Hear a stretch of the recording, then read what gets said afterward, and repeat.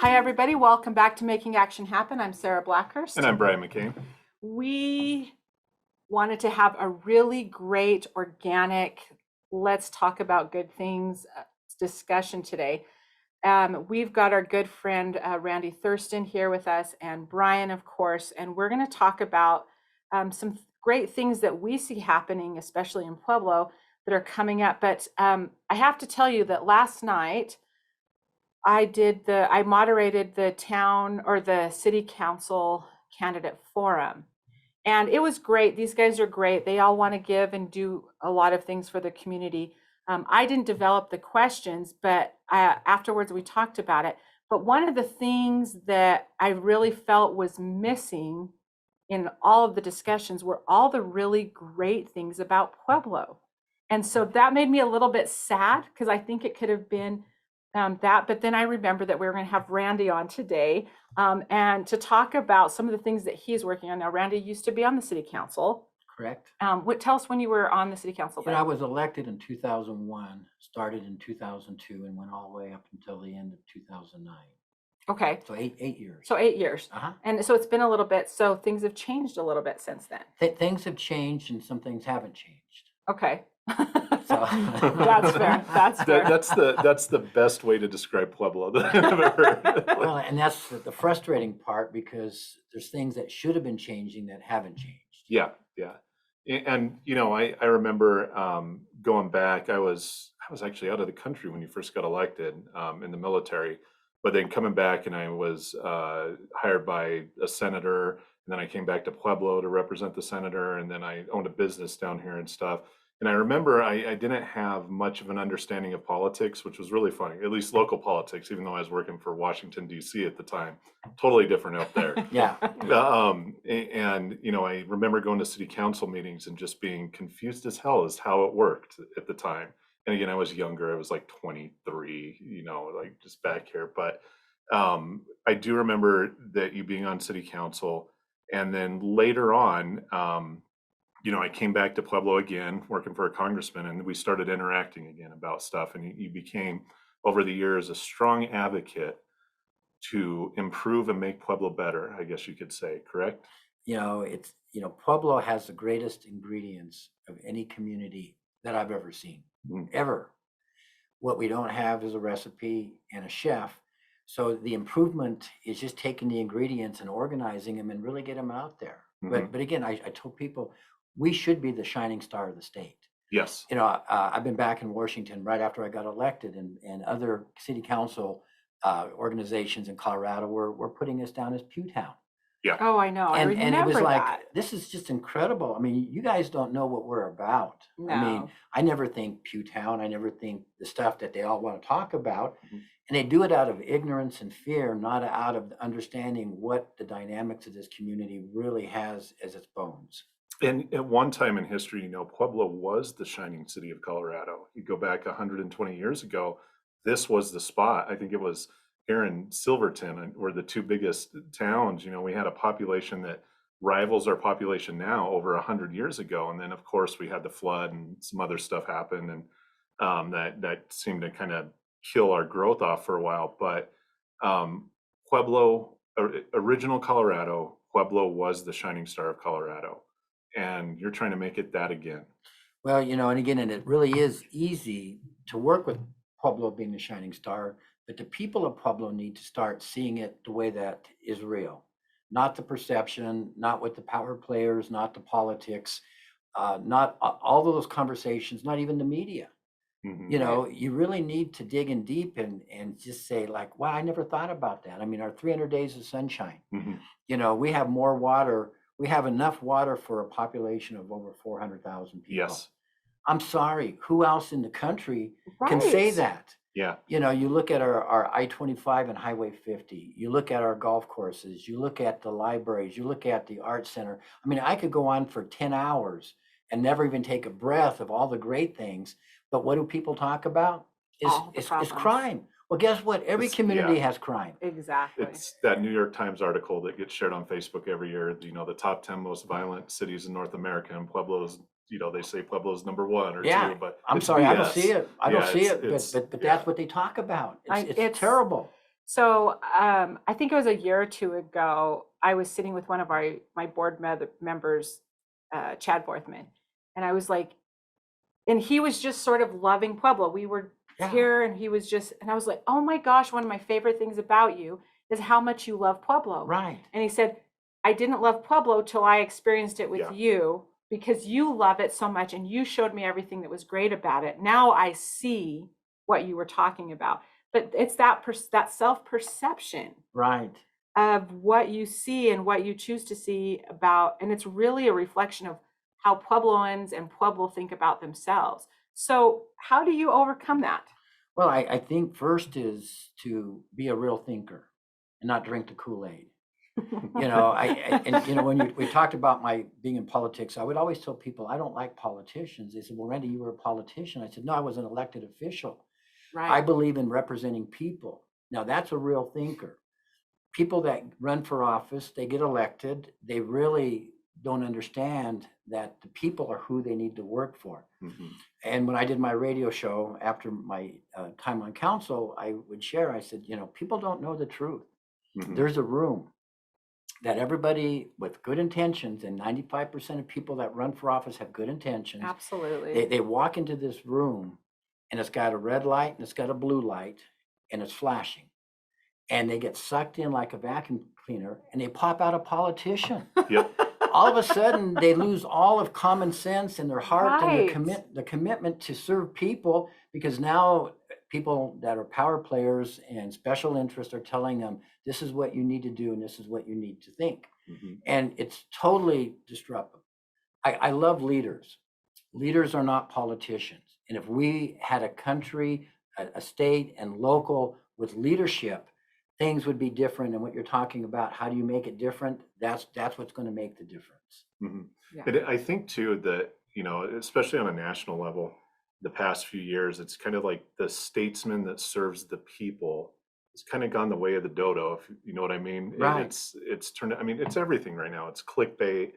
Who could get the most clicks, the media, everything. That's what it's about, and money. Algorithms. Yeah, yeah. Yeah. It's not like I'm here to serve the people. If we get back to the roots, and I tell people that number one, I'm an American. Mm. Number two, I'm a Puebloan. I believe in the Constitution. I believe in people's rights.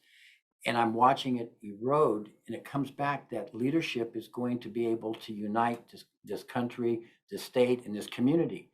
So when we look at elections, the number one question I have, are they a leader or are they potentially going to be a politician? Yeah.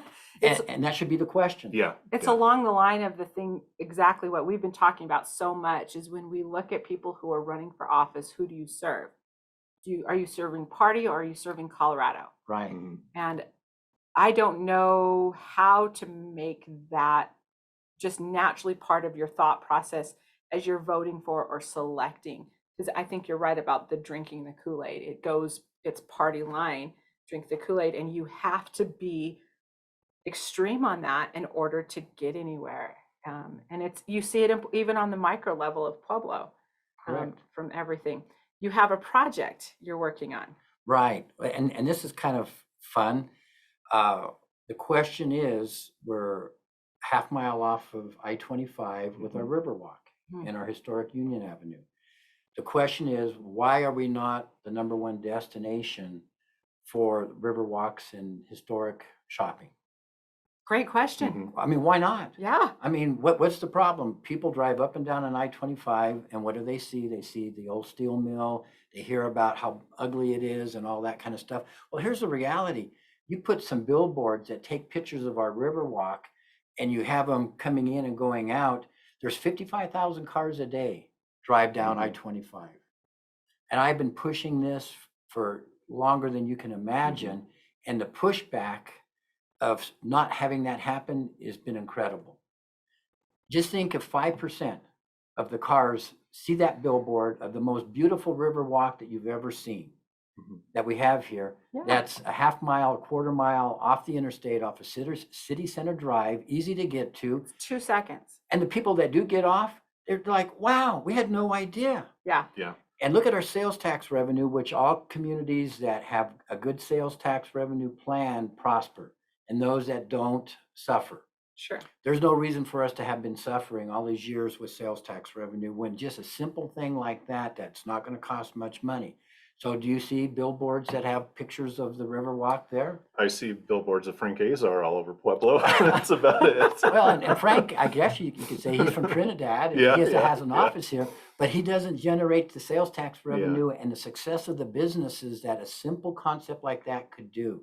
So we're kind of coming full circle and saying, well, what are some of the other successful communities? What do they have? They have entertainment districts. Yes. They have a Yes. district that is created that specifically is there to create memories and reasons for people to go from wherever their travels to specifically say, we're going to go down to that Shining Star in Pueblo, Colorado, the entertainment district, and have 2 or 3 days we spend and have the most incredible experience. Right. So you have to start with creating that, and we're in Yeah. the process of doing that right now. And part of that too, and I've been saying it on the show for a long time, because you can see on the map, we represent all these counties in southern Colorado, even some counties north of us, like Colorado Springs, Park, Teller, Chaffee, Fremont.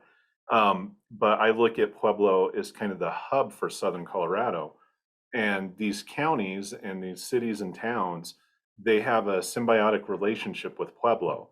You know, if you live in Crowley, where do you go shopping? You go to Pueblo. Pueblo. If you live in Baca or Baca, I'll get yelled at if I say it wrong. So I'm gonna say Yeah. Baca. You know, it's Pueblo. It's Pueblo.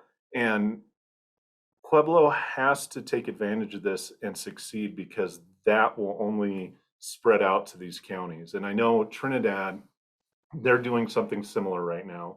And they're partnering with Raton, New Mexico for the same type of thing. And going to Trinidad now versus 10 years ago, it's completely different. And it's beautiful there. It's And like, we beautiful. went down there a couple months ago, and I was like, holy cow, I didn't know Trinidad looks like this downtown now.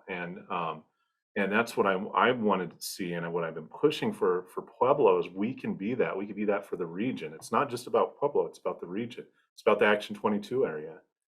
Well, Brian, and you're 100% right, because when you look at the more Pueblo succeeds and prospers, Mhm. everybody around us will succeed and prosper. Yes.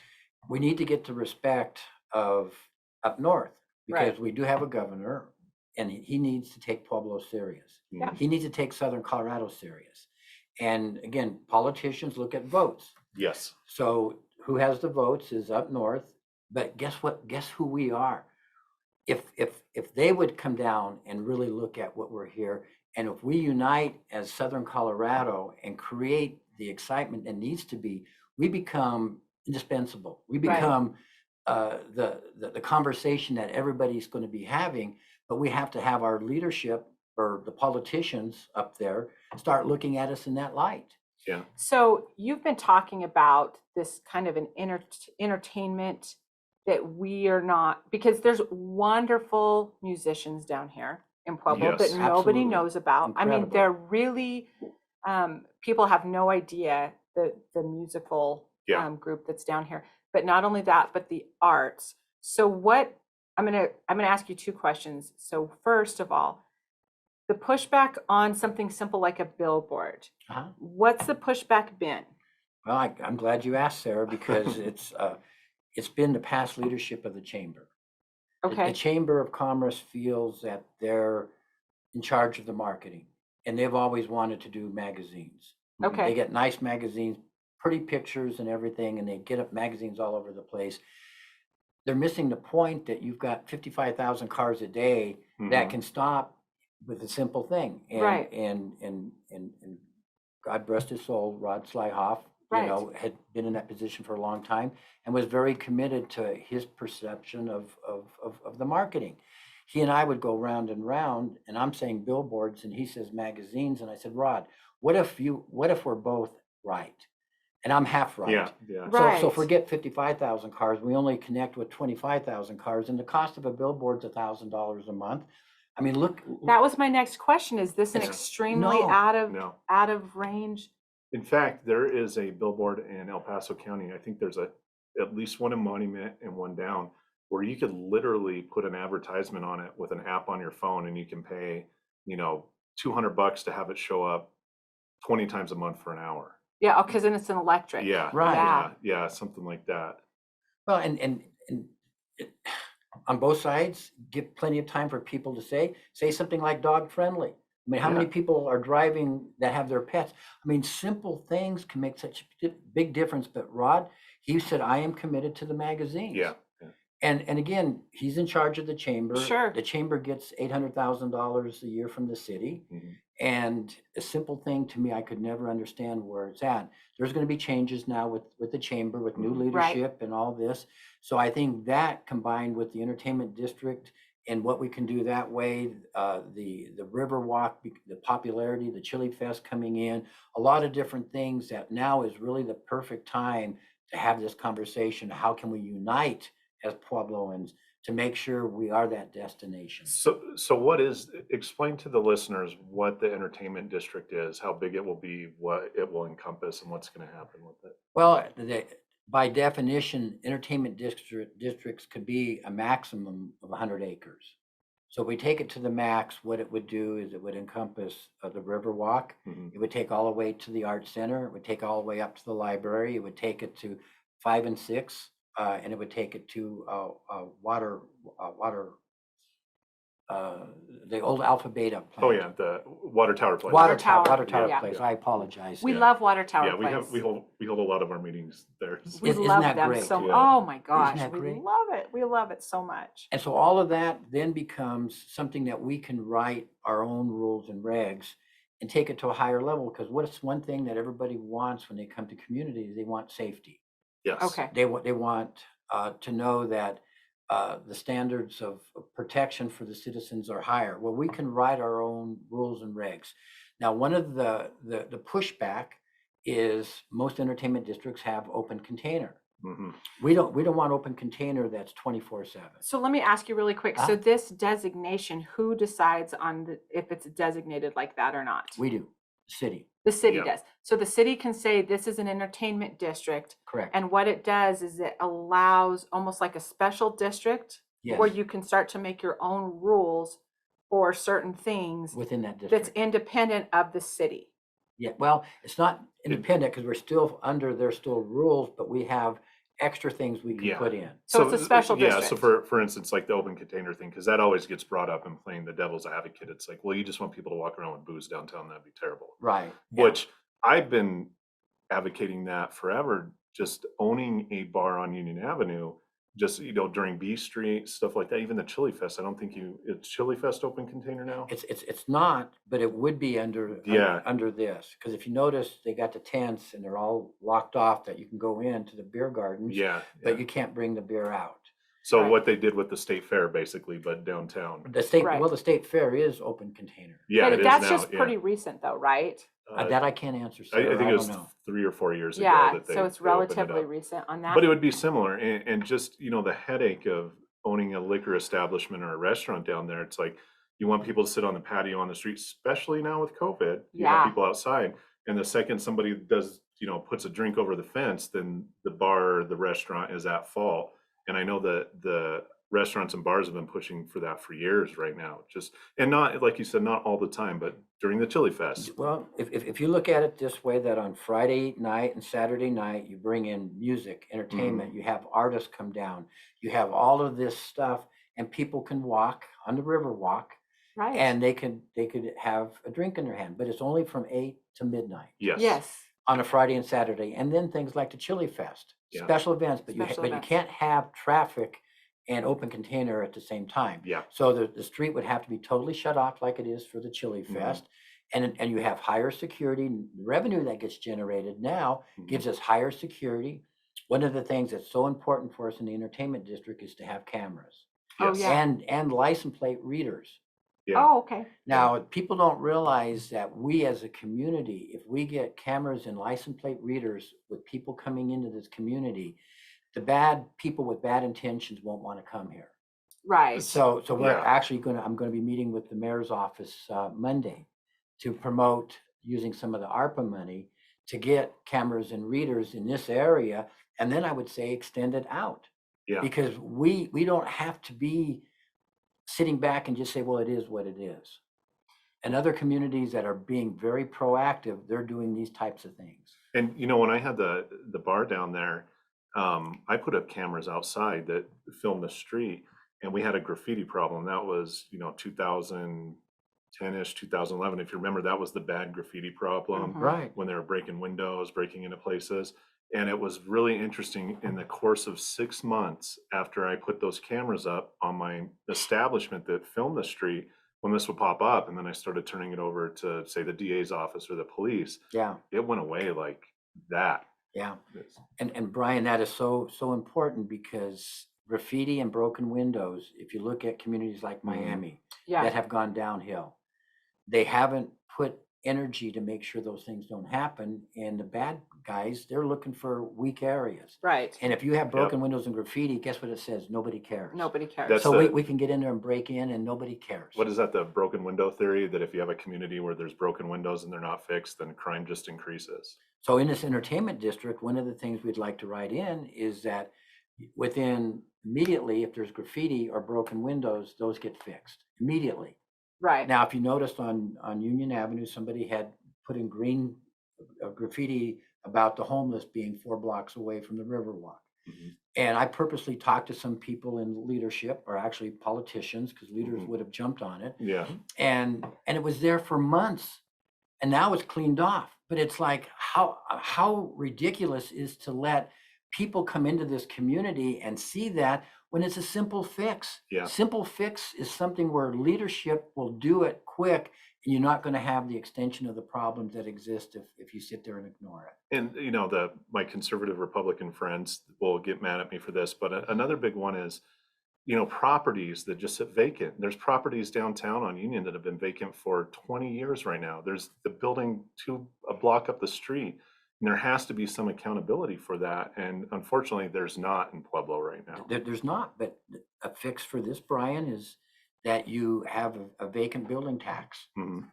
And so you create revenue, if they're going to keep it vacant, that you can use to Mm. improve the area. But if I have to pay a big tax because it's vacant, I'm going to start investing the money into the building to get it fixed up, to become productive and generate property tax, have sales tax generated out of the building. I mean, there's so many things, but it's like, why hasn't it happened? Right. Why do, and you're in real estate right now, like, what's the point of me living in Texas and owning a building in Pueblo and doing nothing with it? What's the Well- advantage of that? Well, the advantage is there's no downside, and the advantage is someday Pueblo is going to get its act together, and someday it'll be worth a fortune.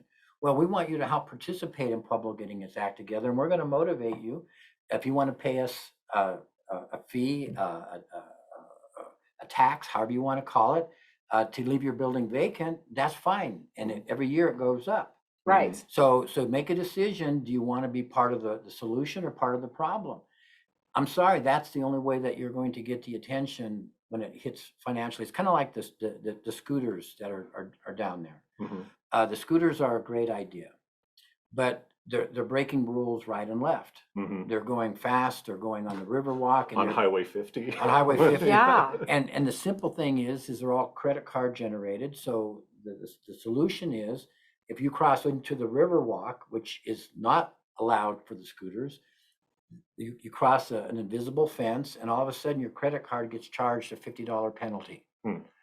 Now, all of a sudden, people, Are not going to cross. they're down not going to there. cross it. Yeah. But how else do you can have signs, you can have cops, you can have police, you can have all this, and it's a game. When it hits them financially, all of a sudden things are different. So part of the entertainment district, we're going to have rules and regs of where they can go and where they can't, and is all going to be controlled if we can put that element into play.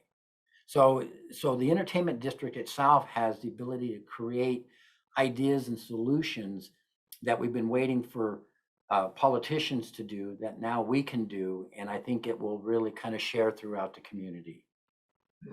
We're going to take just a break in just a minute, but before we go to that, I had a question that's been burning right now. Why don't we have one of those electronic billboards? Is there any reason for No. us not to have one? Because literally, No. I'm not kidding you, I live in Rye, and on the corner of Main and Boulder, there's there's two of them. I talked to the guy that owns the one somewhere in El Paso County, and he makes so much money off of that thing. So why could we not invest in the city or even the chamber or whatever, do that? when we have these ARP funds and we're really trying to use those to make everything better, and it's a one-time thing, Yep. why are we not having those conversations? We should. We should. Or putting it on the Colorado Springs billboard. Right. Like taking $2,000 a month and putting on a billboard up And there. putting on a billboard Right. up there. Alligator Farm has one. Yeah. Yes, they do. And- Yes, they do. And when I would talk with Rod, I would say, anytime I travel anywhere, I learn about the community with the billboards. Yeah. Right. And I stop at places I would never have stopped because of the billboard. And to me, it's a It's a no-brainer. no-brainer. We're going to figure this one Yeah. out. Good. We're going to talk a little bit more about these topics when we come back. Stick around with us. Hi, welcome back. We're having a pretty interesting conversation about how you drive a paradigm switch for an entire community about how they perceive themselves and how they think about themselves, what steps you would have to take.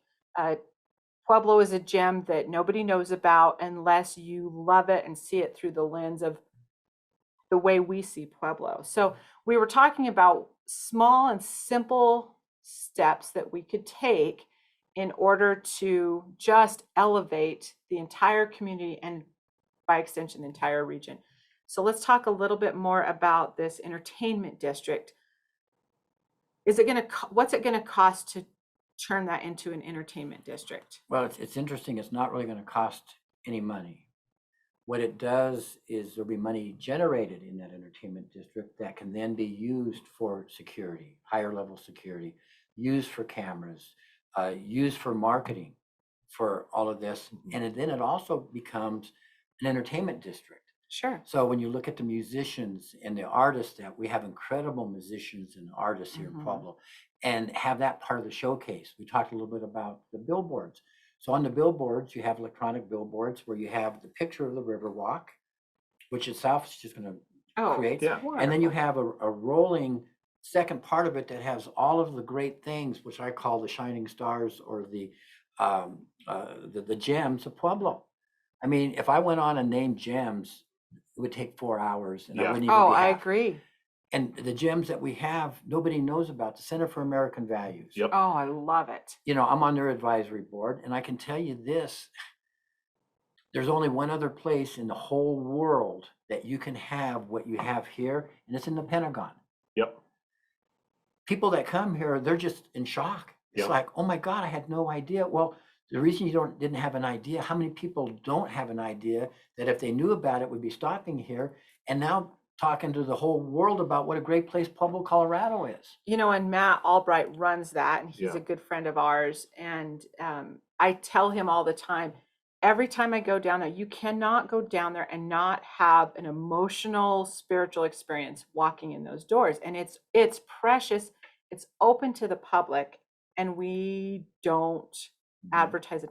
Those are the kinds of gems that we don't focus on. We don't. I got to do a plug for the Aircraft Museum as well. Like one of the Yes. best private collections of aircraft. Also the Pueblo Reservoir. Like, how many people do you know that just move here for a year or two? It's like, have you been to the reservoir? And they're like, what reservoir? Like, they don't even know They about don't the, even the know. It's the reservoir. second you know? largest body of water Yeah. in Colorado. I know, it's fantastic. Yeah. Well, and when you speak of the reservoir, there's a young lady, Kate Beam, that has jet skis. Mhm. It's a jet ski rental, and do you know who her biggest clients are? It's up there around Fort Carson. Yep. Oh, no, I know. These guys come down, and once they discovered that this was here, and you don't have to buy jet skis. You can just go and rent them for the day, and it's incredible.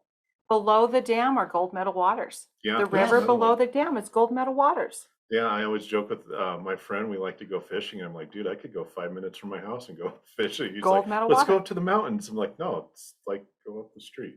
Like, Yeah. And people don't realize the kayak course. Yep. When I was on city council, yeah. now here's what's interesting about kayak course. I don't know anything about kayaking, and I Mhm. probably never will. But we had to get a federal recreational purpose, and we decided on city council we were going to do a kayak course. But what it did is the Army Corps of Engineers was funded through a federal project that amounted to about $8 to $9 million. A federal money that came in that built all of the rocks and the cascading falls coming down. And guess what the residual was? Is trout that is incredible. Oh, Besides yeah. the trout. It's officially, isn't it considered a fish ladder? fish ladder. That's how It they is, yeah. funded it. It was a fish ladder, which is a kayak course. It's a kayak know, course. it's- But you see Logan Gogarty and Dr. Yeah. Gogarty, they're always posting pictures of surfing yeah, on that river. Isn't that incredible? It's Yeah. so incredible. Yeah. It's so incredible. And oh my gosh, out of the reservoir out here, she's like number 2 or number 3 in the nation for wakeboarding. Yeah. And she's right from Pueblo West. Camille Hamler. yeah. Yeah. I mean, it's incredible what we have here. And it's the small and simple things. Okay, so Okay. let's say that that this goes through, and I don't know what needs to happen. So Uh-huh. what needs to happen let's start there. What can What- people do to help Oh, this good go question. through? Well, I think is to understand what this is and what it's not. It's not about people getting drunk and they can be down there 24/7. That's the farthest thing from what the open container is. The open container for me is a very small piece. Yes. The becoming a destination is something Yes. that everybody in Pueblo can be excited about. Look how many businesses are going to be prospering, hiring people and jobs and all this on Union Avenue, where before that's always been a cheap rent district. Yes. Yeah. Well, think about the different communities throughout the nation who Mhm. have this, who've made this a priority. Nashville, New I Orleans. have toured in bands for years, and I've been to everyone in the United States. So I And when know how they it do goes. this, it's incredible, and it's not nearly the negative impact Yeah. that everybody No. pretends it's going to somehow be. You could turn Pueblo downtown into a mini Austin, no problem. Just And like and that I've been- with just this. And I mentioned this to you, Randy, the other day. You know, something that I've been pushing for years in Pueblo. It's like being in the music industry, owning a venue. When a medium, I say a medium band, somebody that plays at a 400-person venue, 200-person venue. A lot of times they play in Denver, they'll play at the Ogden, the Fillmore, the High Dive, wherever. But in their contract with the booking agencies, they cannot play within 90 miles of that. So that would be Colorado Springs. So ideally, you'd go on tour and you play in Colorado Springs, and then you go to Denver, and then you go to Grand Junction or Salt Lake or wherever. Right. But they couldn't play in Colorado Springs, so they'd always skip Colorado Springs. But they were always coming up from Albuquerque. So they go Albuquerque, have a day off, and then go to Denver. I would snag some of those bands to play here in Pueblo for next to nothing. Like we would have bands that in a place that held 100 people, the next night we're selling out Red Rocks for $5 to go see them. And it was just like, oh, it's an off day. We could go make some money. But I've been saying it's like if you took one of these venues downtown and there's a vacant one right up the street, it's the old theater on 4th and Main. Mhm. We do have the Chief or whatever it's called, the Spirit Cabaret, Oh, Right. which yes. they were trying to do it, and then COVID hit, and and I don't think they had the money going into it to do what they really wanted to. But if we had something like that in Pueblo, we do have Memorial Hall, but that's a little more white collar, if that makes sense. That's like your big name comedians, some the stuff that the old people like us like to listen to and sit down and enjoy. But if you had a venue downtown Pueblo off the interstate, you could bring in 3 or 4 nights a week, 300 people from out of town. Because would you rather be in Colorado Springs or be in Trinidad and drive to Denver, get a hotel, deal with parking, probably get mugged downtown, the safety aspect of it? Or you could go to Pueblo, stay at a cheap hotel, or just drive, be right off the interstate, drive 20 minutes from Springs, see this band you'd pay a lot of money for in Denver, come to Pueblo, pay half the money, don't deal with anything. Well, Brian, you're 100% right, and look at how simple that would be. I mean, Yes. that idea is incredible. We have the venues, we have the Yes. places, the outdoor venues, the indoor venues. I can name 7 right now I- offhand. and nobody could do that. Yeah. Then you look at even a step further, and I've had people talk to me about as a movie set location. Oh, I Yep. know. Oh, that's another big one I've been Oh, advocating I for. mean, but we need leadership here promoting, and that's why we've decided to kind of take this from the citizens and kind of Mhm. kick it out. And when you'd asked about what citizens can do, is say, yeah, this makes sense. We don't want Pueblo to miss more opportunities. This is an opportunity worth fighting for, worth talking about, worth promoting, letting your elected officials know what's going on. Garrison Ortiz from the county, he's 100% in support of this. Of course he But is. but it's in the Yeah. county. I mean, he's in the county. Right. We need people, and he jumped on it so quick because it's like, this is incredible. Yeah. Why not? Why not? Why not? What is the pushback though from city council on this? Well, again, I'm going to now just say another thing that happens in politics. Confusion. Okay. Yeah. Okay. And all you have to do is watch national news. Understatement. Yeah, yeah. Okay, yes. Confusion, fear. No, yeah. Okay, I'm sorry. What we're talking about, there's no fear. There's no reason to fear. We just need to be bold and stand up and say we're going to move forward. So I look at confusion and fear, and then hidden agendas. They're, believe it or not, and I ran into this when I was elected, because I have, my passion isn't a new passion. This passion has been there from day one, and there were people that didn't want Pueblo to change. Oh yeah, that's a big So one. my why, God, they didn't why know is that is a that? big one. This is what I don't understand. Because the very first time you told me, we were doing an economic development workshop or something, and we were down in the San Luis Valley. And I asked everybody there the question, if you had a legacy project and you could do anything, but it had to be for the community, what would you do? And everybody had some really beautiful ideas. And then Brian said this about making this like an entertainment district, but really focusing on bands and being that go-between. And I got a little bit emotional about And it. a I'm skate like, park. I said a skate park. you said a actually, too. skate park, Yeah. but you've said that Yeah. about the venue. And I just wanted to scream, why hasn't this happened yet? Well, it was interesting because these people are the elected officials there. When I said mine, they kind of they're like, yeah. And then they got looser with it. They're like, you know what? I would love to see a skate park. I would love to see a youth center with, classes and a skate park in a nice area that's secure and stuff. But, prior to that, me saying that, it was like, well, I would like to see our sidewalks fixed. I'd like the potholes. It's like, no, you guys are already doing that, and there's a process for that. Right. But when they, And you'll have more sales tax Yeah. revenue to fix those things. yeah, exactly. But once I proposed that idea, it was interesting to see the room kind of change. Like, this is a good idea. This is something to think about. Well, and Brian, what you say is so critical, because I'm going to ask a question that I wouldn't have even known to ask if I wouldn't have been in office for 8 years. Mhm. Who has more influence over a community? Is it the politicians, the leaders, or is it the bureaucrats? Is it the people that set the agenda, or the people that vote on the agenda that's set? Now, that question is powerful. it is powerful. I know that it's the bureaucrats. It's the bureaucrats. That's But why? I don't understand. That's the part that's this is the lower naive- level all the way up. This is It's huge. the budget office for the federal budget and the president's office has been the same person for the past 4 administrations. They understand. Yes, anything you have appointed positions like the head of the IRS or the head of the USDA, But the bureaucrat. but the bureaucrats that actually make everything work, you got to understand that an appointed position is just like a press piece. That's the person that gets up there and says what they're doing Right. and takes the Okay. heat from it. But the people that are ingrained, the bureaucrats that are ingrained, the VA is a very good example. Mm. Social Security is another good example. They have been there for 30 to 40 years. And the one thing that bureaucrats hate is change. Right. And Yeah. they laugh about the elected officials. Yeah. Like, they'll be here for what, Yeah. 2 more years, and then we'll have somebody new. Yeah. It's a I mean, joke. I mean, Oh, it's I a see. joke. It's a joke for Yeah. them that we sit there thinking that we're going to make a difference.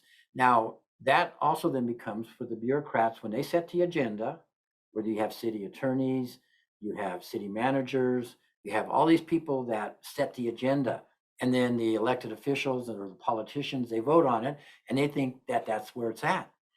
So you're given a choice, chocolate or vanilla. right. Okay, and of course with the bureaucrats, they if they want vanilla, they stack vanilla as how good it is and how bad chocolate is. Yeah. Right. Well, I drove them nuts when I got in city council when I figured that out, and I went strawberry.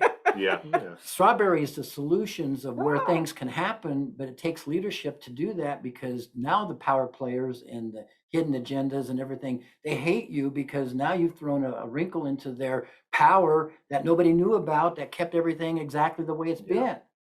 Why is that so scary for them? Well, because change. It's change. But I don't understand why that's so scary. Because it disrupts the system that you're a part of and that you control and that you have it your way. You don't want it anybody else's way. It's when you get elected to Congress or the Senate, the general rule is if you're there for 10 years or say 12 years with senators, is that you can maybe change or get something in 1 or 2 times, Maybe. 3 if you're lucky. Maybe. You know, again, working for Scott, and I know I always go back to that on the show, he was the 8th most effective member of Congress at the end of his 10 years. And I think we had 6 bills signed into law over 10 years. And he was the 8th most effective, and it was 6 bills. Yeah, and I could be getting those numbers wrong, but it was around that. So So, is that not incredible, Sarah? so why do we continue to put up with this? Because that's the system. Yeah. Now, when I look at politicians getting elected and I look at bureaucrats, the power they have, there's a simple fix. Limit contributions for elections to a maximum of $500. It used to be $1 million had influence. Yeah, Now you have the super PACs and it's hundreds of millions of Yeah. dollars have influence. I'm sorry, the people don't have a voice in that. yeah, Right. So if you want this to really be what our founding fathers wanted, where it's about the people, you better do this. Well, it's out of control. Right. It's money and power, and they have a hidden agenda. Now, when I look even on a national level, and I'll take COVID, for example. COVID is a real disease, Yes. okay? But it's a political disease. oh yeah, yeah, totally. Now, Oh, as I say, yeah. it's a political disease. Just think if they made cancer a political disease, you couldn't eat meat. Okay, if they made a heart disease, you had to weigh a certain weight or you wouldn't have insurance. Now, I say that because when you make it political, you're giving the government power, creating fear and confusion. What do you have with COVID? You have fear and confusion. What's right? Then you have the media. I hear this. You can cherry pick anything you want Oh, I and make it know. look like it's absolute, but it's creating fear and confusion. I'm Yeah. tired of fear and confusion. I believe in if people want to do this, they do it. If people don't want to do it, they don't do it. But to make it political, as soon as you start letting government control anything, you have a problem. When we had the Black Hills issue in the city, I'm not happy with Black Hills rates. I'm not happy with my phone. With Comcast. I'm not happy with anything that's expensive. I fought the city taking that over with all my passion because people realize, be careful what you ask for. You want government to take over your utilities? Have you been to the DMV lately? Yeah. I'm serious. It's you now have lost control, and I've never been so passionate fighting against something. And then people say, well, don't you think Black Hills is expensive? Yeah, but look at how that ordinance, that ballot question was written. It gave them control from now on, doing anything they want. And whenever government needs money, they have different pockets they can pull from. Sure. Now they'll have the utility pocket. Yeah. Well, but no, you can't use that for government. Are you serious? When government's in control, What makes you think that that's not going to happen again? again, because it will. Look at Social Yeah. Security. Look at how Yeah. they can take these different pots of money. So everybody listening should have one thing: be American. Do not let government create confusion and fear that all of a sudden you start giving up your rights, thinking that you're a good American by doing that. Yeah. So I didn't mean to get No, political. no, direction. we No, love no, it. It's I always bring up the VA because I'm a product of the VA. Uh-huh. And to the VA's credit, they're a million times better now than what they used to be, say 10, 15 years ago. They're actually doing really good stuff. But at the same time, you know, I wanted a doctor's appointment, my initial exam, 13 months, you know. I went in and I luckily had the opportunity to get government insurance of all things. And the VA was like, yeah, you need surgery, but you got to wait 2 years to get it. Yeah. And I'm like, well, I'm just going to go on my federal plan anyway and get it now. But the VA is run by a bureaucracy. Again, they are making changes, and they made amazing changes. Specifically here in Colorado, we have Mr. Kilmer that's running the VA Eastern Healthcare System right now, and he's great. And he kind of took the bureaucrats out of it. And he was one of the only ones in the country, the regional directors, where he's like, this is not a bureaucracy. This is a service to our veterans. And if we're not giving this service to our veterans, then we're going to shut those down, and they could get private care and we'll pay for it. Yeah. And that was like the thing I've been asking for 17 years doing this. So look what it took to make that change. Yeah, it was a lot. It wasn't easy, and you have to have a leader to be able to promote that. Yeah. A politician, it's impossible for them to do that. When you look at lobbyists, Mhm. lobbying is a big business. I mean, it's huge. And why do you have lobbyists? It allows big pharma to now say, we want what we want the way we want it, so we're going to make big contributions. We're Sure. going to Yeah. do this. And I'm sorry, just do what's right for the people. But right now, everything that's confusing and doesn't seem to be making sense, and we as a country are becoming weaker, and all these different things are happening. When people start asking the right question, why, and stop drinking the Kool-Aid and become real thinkers, and then be bold and stand up and say, no, I'm not going to let government be in control. Yeah. Mhm. We had some issues on city council that one was with the PMI, with the racetrack. And we had a private group that was going to come in and take over PMI. And they were Navy SEALs and military, and they were going to use it for a training center, but they were also going to open it up for the public. Okay. They were before that, the city was receiving $1 a year lease to let a group run it. They did it for their own kind of stuff, but now we have somebody that's going to come in and to spend millions of dollars of their own money on fencing, Mhm. on roads, on tracks, do all of this kind of stuff.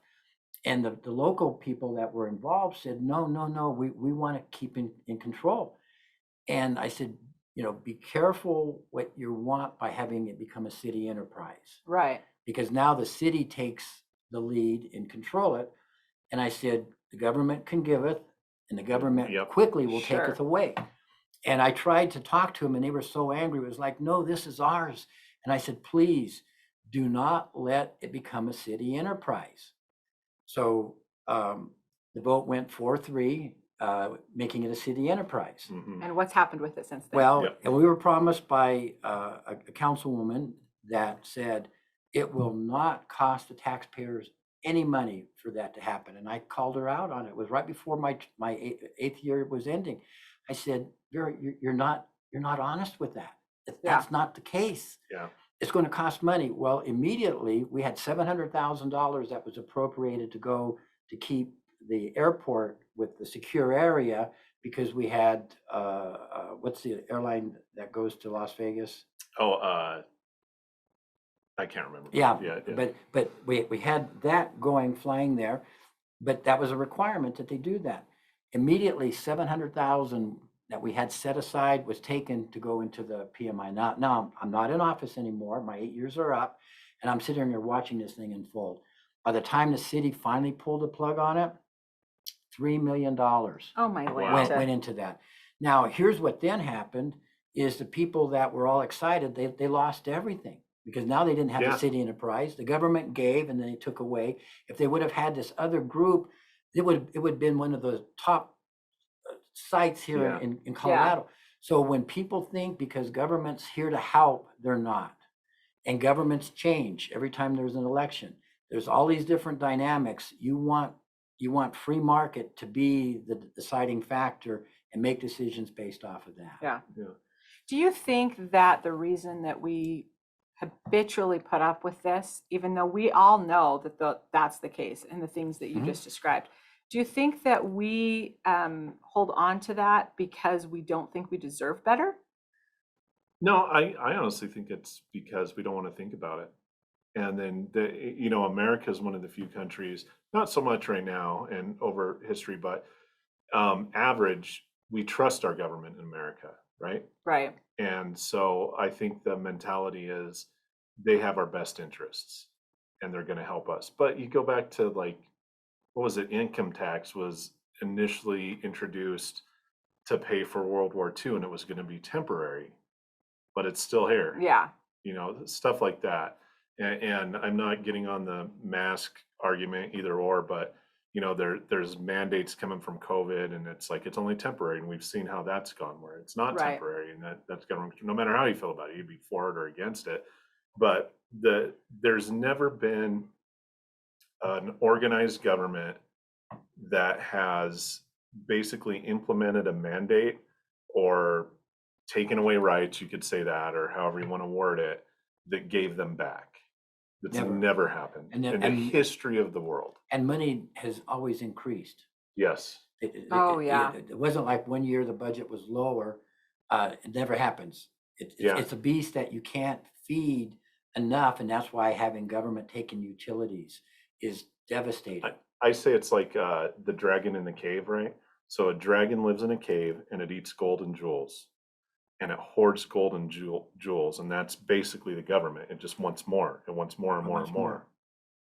So speaking of good intentions and roads, I think that's what happens is, like you said, when somebody runs for office, they have all the best intentions, but they don't. So join us next week. We're out of time. Join us next week, and we're gonna have. I don't know who we're having on next week. I don't know, but we're going to continue this. So go on our YouTube channel. We're going to talk some more about everything we're talking about right now. So you can go to YouTube and find Making Action Happen and subscribe.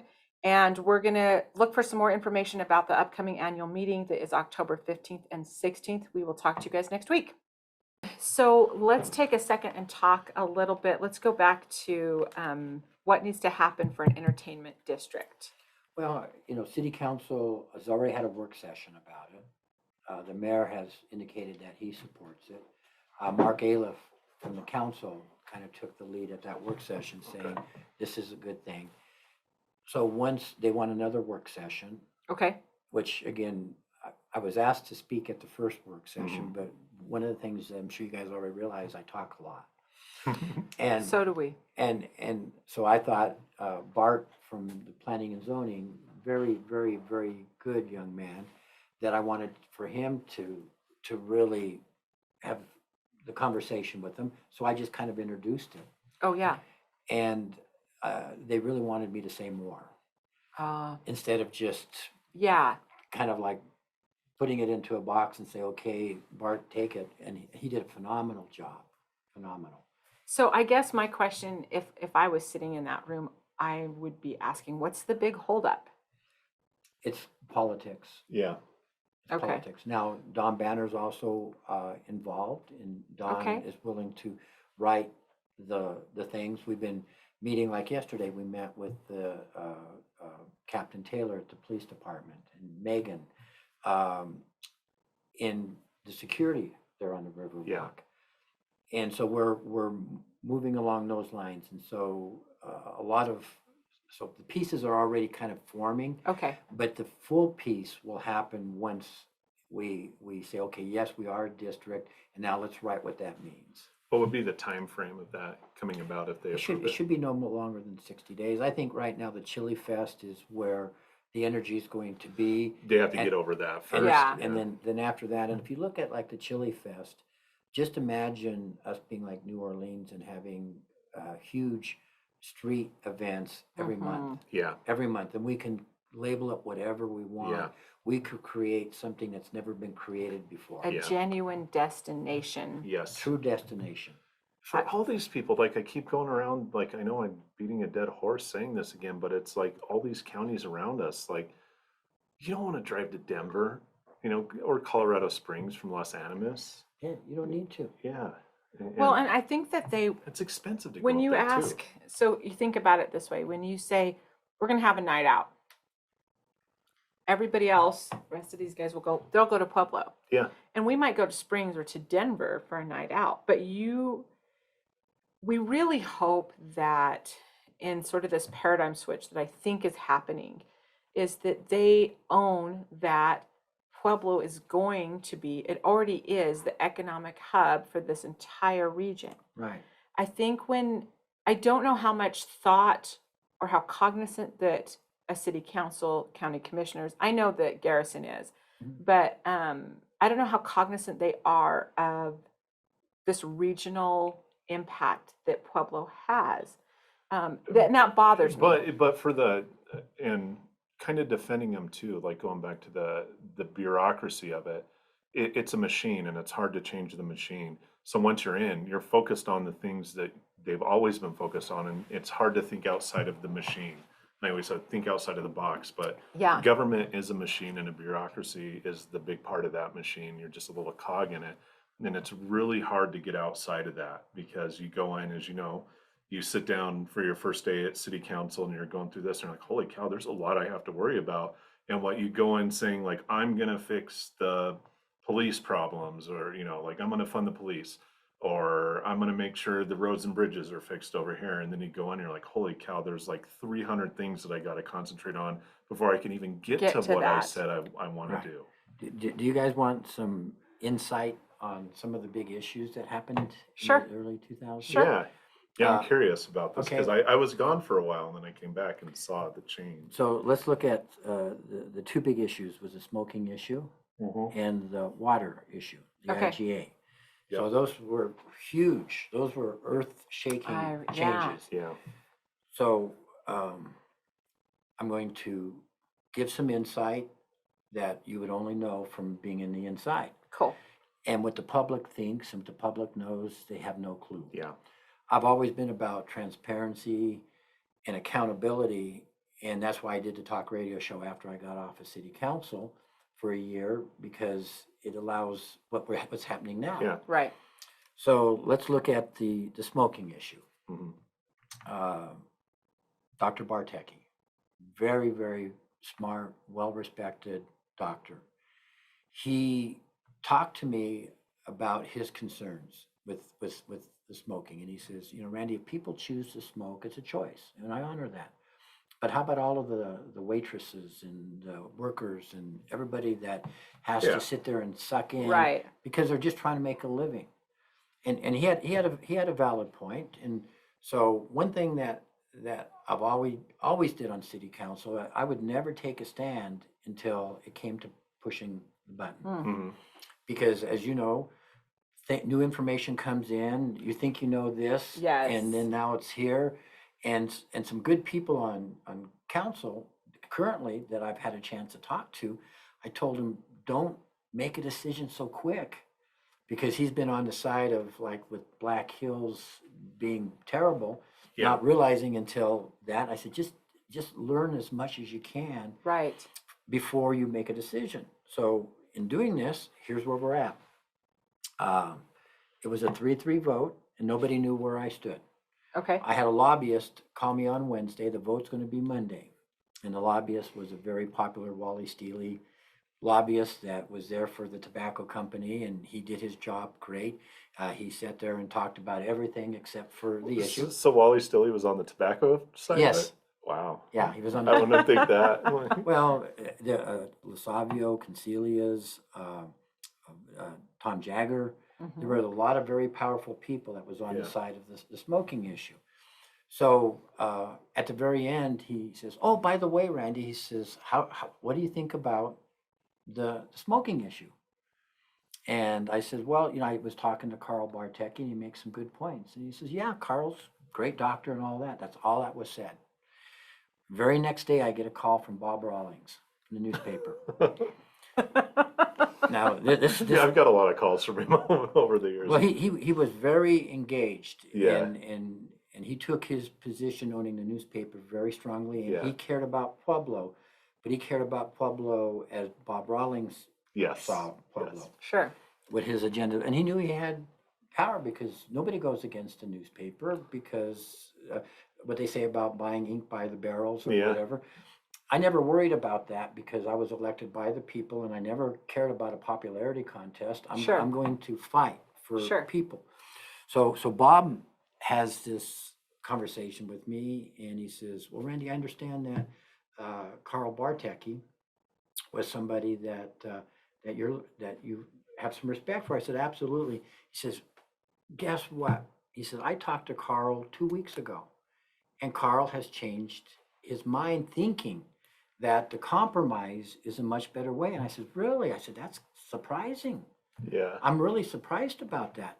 And he says, "Well, sit right there." So he gets up and does his little index card, and he dials to Carl Bartecki, gets Carl phone, and it rings, and the answer machine, which was Carl, said, "This is Dr. Bartecki, please leave a message." And Bob Rawlings says, "Carl, I'm here with Councilman Thurston. It's extremely important that you get with them, because the vote's Monday, to let them know that you support the compromise." And I'm thinking to myself, wow, this is incredible. I'm shocked.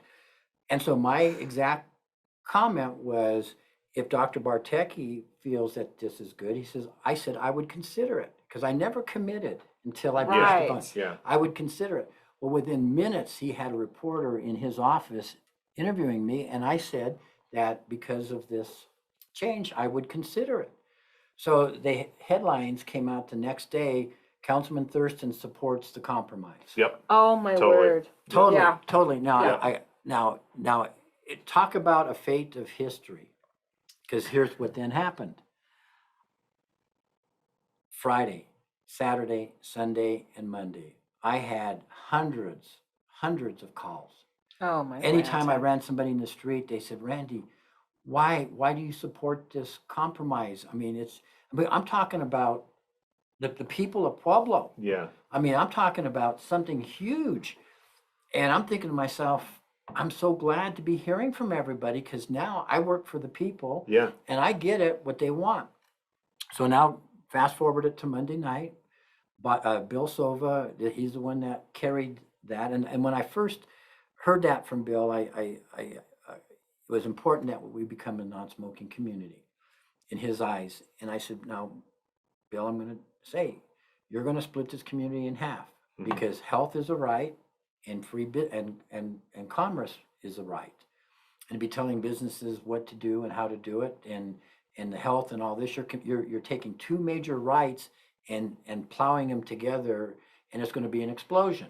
Yeah. And he says, I don't care, this is important. And I said, okay. So now here it is, the explosion is getting ready to happen. It votes 3-3. Oh. And Bill starts the meeting off with this issue, saying, well, we might as well just vote, because we already know what the vote's going to be, and how distasteful it is that we are going to go with the compromise. And I said, Bill, just run the meeting. Don't edit. Yeah. Allow Yeah. me to speak, right? So everything happens, and it's my time to speak. And I said, I respect businesses. I respect free market. I respect everybody has a valid point in this issue. But what does the people of Pueblo want? Simple question. Again, we're talking strawberry, not chocolate or vanilla, but strawberry. I said, I've heard from so many people that are so passionate that would never have said anything to me if that article wouldn't have come out in the newspaper. Yeah. And I'm confused. And I get it that what we're being told isn't what Necessarily what reflect, what yeah. the people feel. So I didn't vote yes or no. I changed, and I made an amendment, and I said this needs to go on the ballot in November. And I quickly had a second, Oh. and that's what happened. All of a sudden, the people had a chance to vote, and they voted. So we're not going to make the decision. We're going No. to let the people make the We decision. listen, people make decisions. The 7 of us are not the ones that should be making the decision. Which is completely opposite what the state legislature has been doing in the past few years, where it will go Yes. to the ballot, people will turn it down, and then they just do it anyway. They do Yeah. it anyway. Yeah. So that then happening was really the solution. The ironic part is that never would have happened, because I couldn't tell you how I would have voted. Yeah. But I wouldn't have done that if I wouldn't have heard from everybody everybody because of this because of the article. news article that was really twisted. Well- I want to say twisted, but it was not. Well, I'm going to It give wasn't you entirely accurate. accurate. Yeah. Okay, now I'm going to give you what Paul Harvey said, the rest of the story. Okay. So I I run miss him. Yeah. So I run into Dr. Bartecki months later. I never got a call or anything. Right. And I said, Carl, I'm just so much in shock that you were for the compromise. And he laughed, and he says, Randy, he said, yeah, I heard your message, but it was by the time he got back. He had been in Vietnam for 3 months doing his medical Yeah. Oh. So Bob knew that there was no way Carl He could could have call you reached back. out Could to weigh me. in. Could weigh in and reach out Oh, to me. how rotten. Well, and again, but that's when we talk about politics and what happens behind the scenes. This is something that is pretty incredible Yeah. to really see it. So it was. It all worked out for the It all worked benefit out the for way it was for the supposed to. people. Yeah. So, but Somehow that continues to happen. So tell us what we can do to help you with this, because I love it. Well, do people need to show up to city council meetings? And Yeah, voice what their needs to opinion? Do happen they need to on send in the comments? Like, what's the best way for them to engage? I think with the entertainment district, that would be the way to go, is to let your council people know that we want to be a destination. Taking it a step further with other changes on Union Avenue, are you aware of what we're doing down there?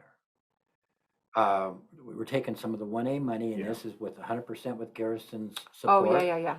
So Union Avenue is going to have a whole new look. The sidewalks are going to go from 10 feet to 20 feet on each side. Oh, yes. Which is great for Which is the post-COVID great. world, because who knows what they're gonna do with it, you know? That'll help out the businesses a lot down there. Well, and it's so lovely to sit out there. You know, they put those Yeah. things, and so everybody's sitting out and just Saturday evening and having your meal out there, and there's all the flowers. Yeah. I mean, it's really lovely. So I like that idea a lot. And you'll have traffic, one lane going each way. The bike Mhm. lanes get moved to Main Street. It is going to be so conducive to have those street events and the music and the entertainers and all of this stuff like never before could we say is possible. Yeah. Well, that's and gonna- there's and that's parking gonna down happen. there now too. I think that That's was a one big of the one. bigger concerns. How do we do this? You can't do this without. So all these steps like parking, that needs to be in place and all of that. So when are they going to be making the decision, and how do our listeners and our Action 22 members, how do we weigh in? I think weigh in by getting a hold of your city council people. Okay. I think weighing in by sharing with everybody the excitement of what this is about and start really creating some energy around it. You know, people always ask, what can I do when government seems to just do what government does? And that is to get the conversation going with as many people as you can Mhm. and ask the right questions. You know, when I learned this from Anthony Robbins years ago, that the quality of your life totally depends on the quality of questions that you ask.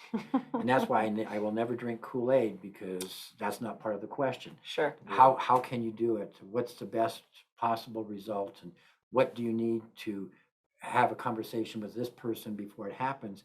Those needs to be what other people are doing, asking a lot of questions and getting people enrolled, and then get a hold of city council. Yeah. I never ask any questions all day long. Brian, what about this? Explain this to me. So I think one of the things that I try to perpetually do is ask, when it's something tough like this that seems really obvious, how do we take the heat off, or how do we take the fear out for these decision makers to do this, that's the right thing? So if they're getting pushback, what's that in the form of? Well, the pushback is those that say open container is going to create a whole bunch of people getting drunk down there in Union Avenue, and none of us want that, and that's not the reality of it. Other than that, there is no pushback. Even the mayor said he's starting to get a little bit of pushback with the open container issue, but the open container to me is a very small piece of this puzzle. Of the overall Of the thing. overall Yeah. puzzle. So I think also getting a hold of the mayor is Yeah. important, even though I feel he supports it. Mark Aliff has really kind of been the lead voice on city council that's in support of this. But even when somebody supports it, they need to hear some Yeah, positive yeah, they do. reinforcement, like, because you're going to question if you're thinking, oh, this is good and we support this, but then all of a sudden all you're hearing is pushback or negativity about it, then you have to rethink it. Because the negative side always comes out in force versus the positive side. Correct. It's easy for the Yeah. negative Yeah, it to is. get in people's head. And so I wanted to talk about this project I'm working on. Yes. So there's an artist here in Pueblo. She's established. She moved here. Her husband has a project here. He works like contracting. They've been here for about a year. They were gonna leave to actually run a missionary in Haiti, but stuff, as we know, Haiti's kind of a mess right now. Mhm. So they decided to stay. And she, like I said, she's an established artist. She's great, professional, everything trained. And she's been involved with the art community, with the Art Alliance and everything. But she still feels that kind of closed off. And she was talking about the arts and not disparaging the art scene here at all whatsoever. But she said it's still kind of closed off like that. You know, we can't change, you know, you're an outsider. like my favorite question of Pueblo is like, "Are you from Pueblo?" Yeah. I'm like, "Well, how many generations?" It's like we say yes, like, how many generations of Pueblo are you? What high school did you go to? The high school is That's our yeah. question. That's It's it. so But funny.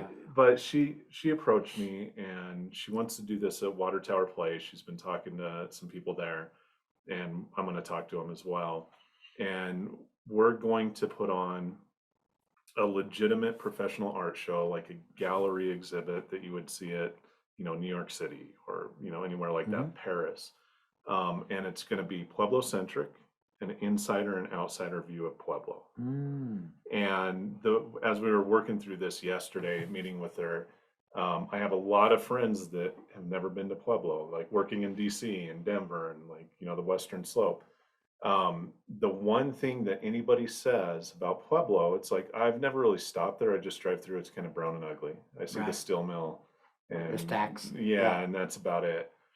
So I was, spoiler alert for the art show, but I think what we're gonna do is, take, if you could imagine this gigantic gallery in this beautiful building that looks ugly on the outside, but inside is amazing.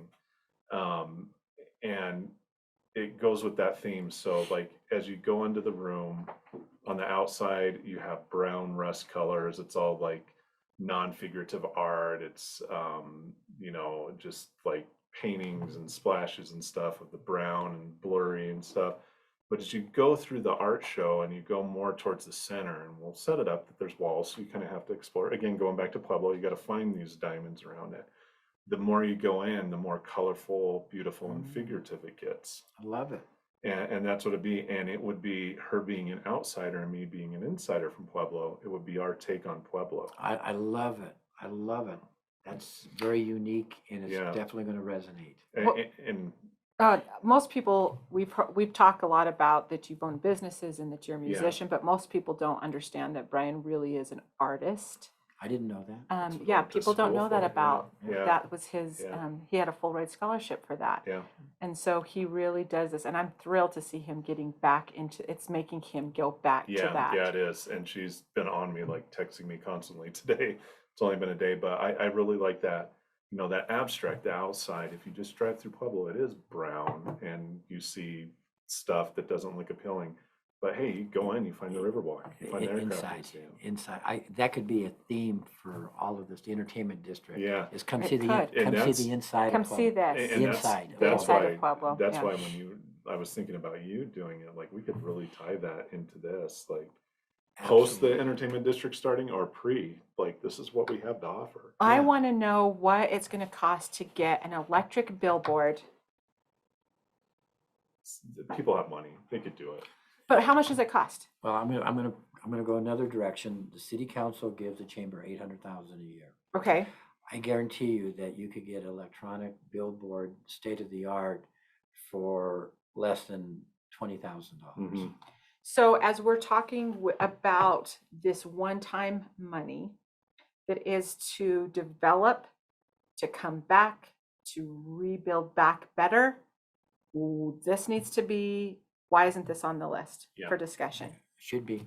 Yeah, That's Should what I'm be. gonna say. Because if we had that, then all of these great things we would be promoting, in addition to other places, say, see Pueblo, explore Pueblo, understand Pueblo, learn Yeah. Pueblo, Yeah. all of those things. See Because the inside of Pueblo. if we don't take this opportunity to do that now and to push it, it's our own fault when yeah. that goes by. And the electronic billboard's great because you could cater it to the time of the day, the traffic you're gonna see. Mhm. So people going home from work, it's like, hey, a new restaurant opened up, Yeah. go here. Yeah, 4:30, get ready for dinner. Yeah, or is it like, 2 in the afternoon when you have people from New Mexico driving up or Colorado Springs driving down? It's like, Summertime for the reservoir. yeah, look at all this stuff. Here's what's happening. Like, hey, here's the Chili Fest, these dates, stop by. That's it. I mean, can you imagine if people are driving on I-25 and they can Yeah. see the Chili Fest? Well, and not only that, but let's say all the other events that are going on in the region, why can't we do the same thing and help promote the entire could do that. region? The whole 22 You could do counties. that. I always Yeah. think that way. I'm like, Yeah. how can we do this? How You can we do this? You So can. we're going to support you guys on this. We'll start having the conversations with our partners and with everybody. And you'll keep us posted on what we can what you need from us, I will. because you're an Action 22 member, and we Yes. want you to leverage that Okay. and make sure that you're using us to support your efforts. That's what we try to do with all of our Action 22 members. Let me ask you this. Is it possible for me to come to one of your Action 22 meetings? So our next big one is the annual meeting that's happening in October. It's October 14th and 15th. And this is going to be such a fun, it's going to be such a fun and great event. It's happening at the same time as Trinidad is putting on their Calexico with Raton, but it's a, 15th and 16th, what did I say? 14th. And Oh, 15th. it's 15th and 16th, Of sorry, October. of October. So Friday it's a and month Saturday. from now, and it's a Friday and a Saturday, but they're having a spaghetti Western festival. And so you're going to see exactly what, like if you haven't been to Trinidad in a minute, you're going to be shocked by how incredible it is. Mm. So the first day we're doing a series, we're calling it Action 22 Talks, but it's like TED Talks. Okay. And we've got we have an incredible lineup for that. We've got Phil Weiser, the governor, Randy Gradishar, the former Denver Bronco. We have a whole bunch of other really great at that part of it. And then on the second day, we're going to be doing 2 workshops. And let's talk about how you could plug in on those workshops. The first one is public-private partnerships. So with these, the things that are really going to make a difference are how to do public-private partnerships. And the other one is how to access the how, the where, the when, the who on the ARPA funds. Okay. And so this is exactly what we're going to be talking about on the public-private partnership. And that How might to be do the that. ARPA money, because we could use some of the ARPA money for the billboards. Absolutely. That's what we're Yeah. talking about. Right. And how this should be done. And we're still waiting to hear, not everything's solidified, and that's okay, because I think we're trying to, maybe for the first time ever in our lives, really think how we could use that money in a way that's going to elevate everybody. And it has to be done right, and we understand that, but let's talk outside the box. So I love that's it. what we're going to do. So And that- coming full circle, I'm doing a magazine for it. He is doing a magazine for it. Uh-huh. And the magazine, it's an experiment, and it's his. Yeah. But I guess that's the whole thing I wanted to say a little bit ago, is when I first came on with Action 22, I was trying to get a feel for what it was that they wanted. And the mayor Jerry from Rocky Ford, I went and met with him, and he said, look, I'm just going to be straight with you, because he was getting ready to leave, because he wasn't going to be mayor anymore. He said, let me just be straight with you. We want you to change everything. And that's a scary thing to tell an incoming executive director. He said, we want you to change everything. And nobody else was brave enough to tell me. And so I said, okay, let's go with that.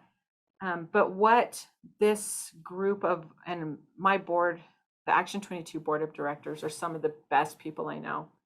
But one of the things that make them really effective servant leaders is that they said, let's experiment. Let's take some risks. Let's do some new things. Love Let's see what works. And that is such a unicorn in the Yeah. nonprofit and the government arena, that they'll be brave enough to say, if something doesn't work, then we'll pivot, we'll change it. It's a lesson, it's not. And that's really the magic and the leadership of the Action 22 board, is let's try something. Or why not? Why aren't we doing this? And what do we need to do to try this out? And so if I could take that and bottle it and throw it on governments and and nonprofit boards, that's what I would do with them. And so in that spirit, let's try something like a magazine. I also said billboards too. He said, I said- you've been saying I've been billboards for a saying, while. Like, just put them up outside of Pueblo, and some of the towns just be like, Action 22 supports you. Thank you. Yeah. And I love it. And I think with ARPA money and with the support of Action 22, if we just focused on the billboards, promoting Pueblo being a destination, and knowing that the entertainment district is part of that. Yeah. And make the entertainment district, this is not a heavy lift. There's really not a lot of risk. More There's money. only like, what's All those the big businesses deal? will kill it down there. That's the thing. Oh my like, gosh, and the rent yes. down on Union is so expensive right now that They I'm- need this. They need it. They need it. Like they They need need it. people down there. They need they need free advertisement. They wouldn't be paying for this. Right.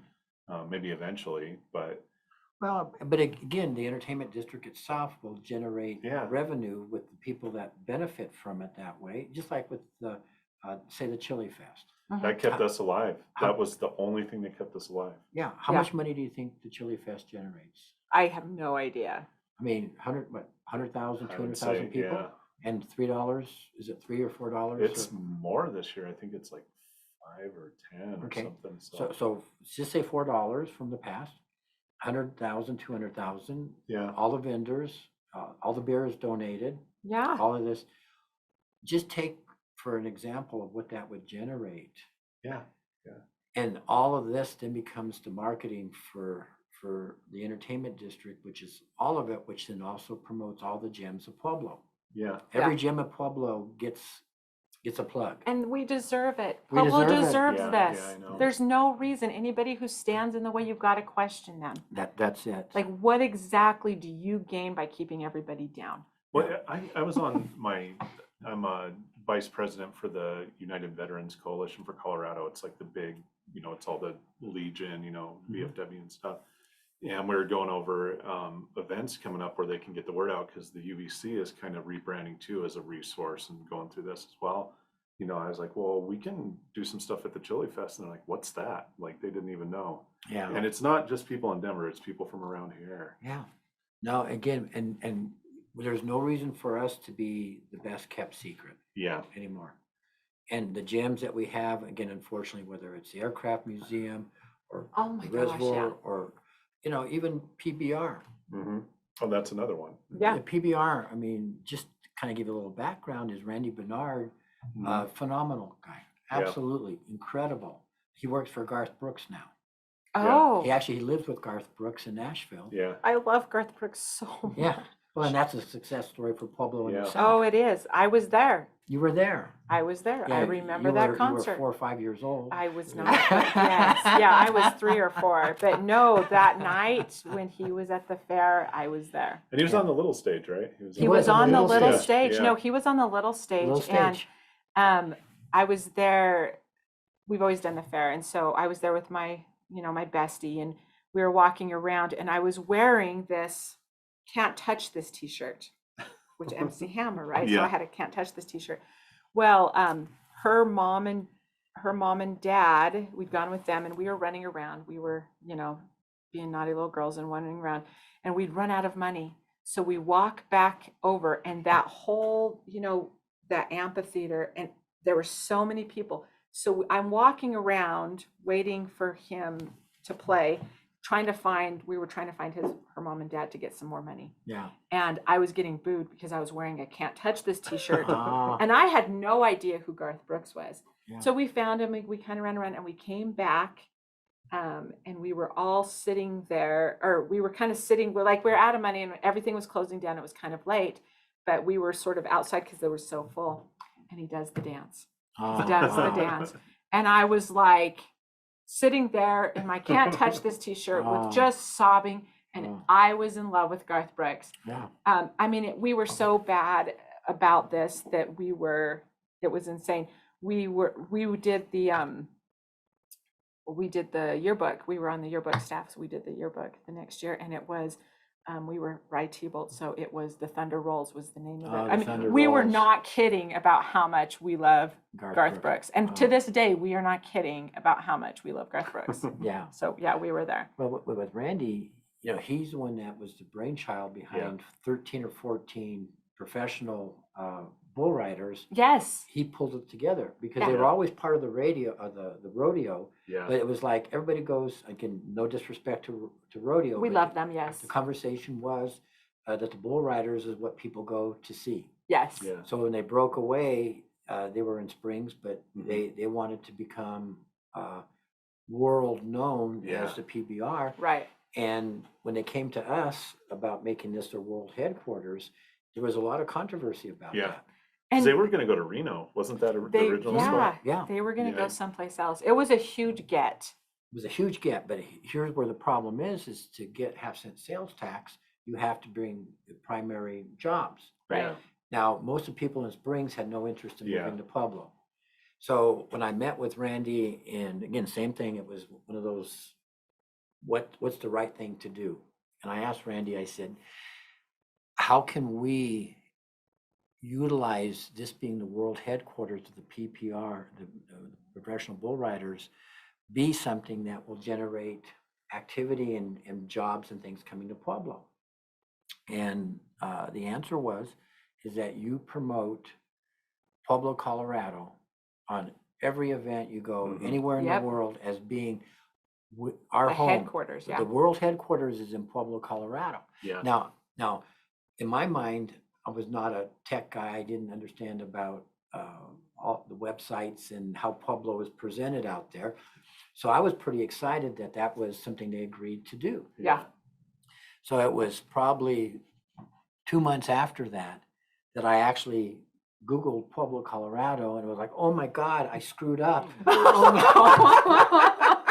No, please, don't. We gotta no, redo no. this. And Start at the beginning. so I called a meeting with all of the individuals. There was 13 different groups that all had websites promoting Pueblo, to try to get a really combined Yeah. effort of a video that would be incredible. And it was a disaster. Oh man. It was a disaster. Everybody all wanted their agenda Yeah. being the Oh, lead yeah. agenda, and so we disbanded. And so it wasn't until I got off of city council that I spent about $20,000 on doing a video of Pueblo, and you can see it with Yeah. PuebloRiverWalk.com. I don't know if you've already Yeah. seen it. So, I have. And that's already outdated.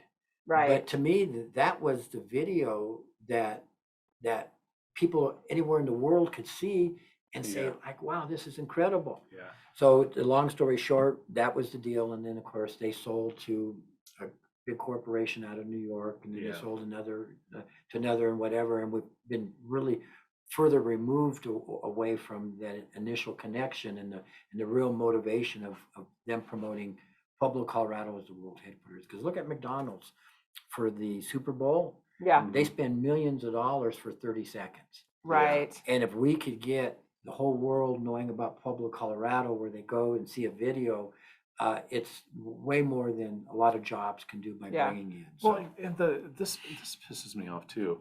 Like, even again, the article, it's like most violent cities I in wanna North beat America. people up. That comes up Oh. every time. But even I won't talk about what happened, but there was a very bad thing that happened, a crime, and it was in Aurora. But if you Google Pueblo, that pops up because the people were born in Pueblo. And it's, and there's multiples of that. It's like there was another one that was like Colorado Springs, and it was a cartel related drug thing happened it was actually in the Broadmoor area.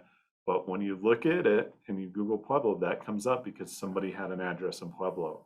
Oh my and gosh. that still comes up to this day. And that's, it's, I don't know what the solution to that is, but Well, We just have to think better of ourselves. I have to and- think better and be bold and stand up. Steve Naraki was president of city council when that article came out with this New York guy, just Mhm. totally bashing Yeah. Pueblo. yeah, And I went to Steve, because I was not on city council then, and I said, Steve, you need to stand up and respond to this. Yeah. And he said, well, it'll go away. People will. but No, it hasn't. It has no. not gone away. You've got to stand up and say, you know what? Every community has crime. Every community has drugs. Every community has all of these things.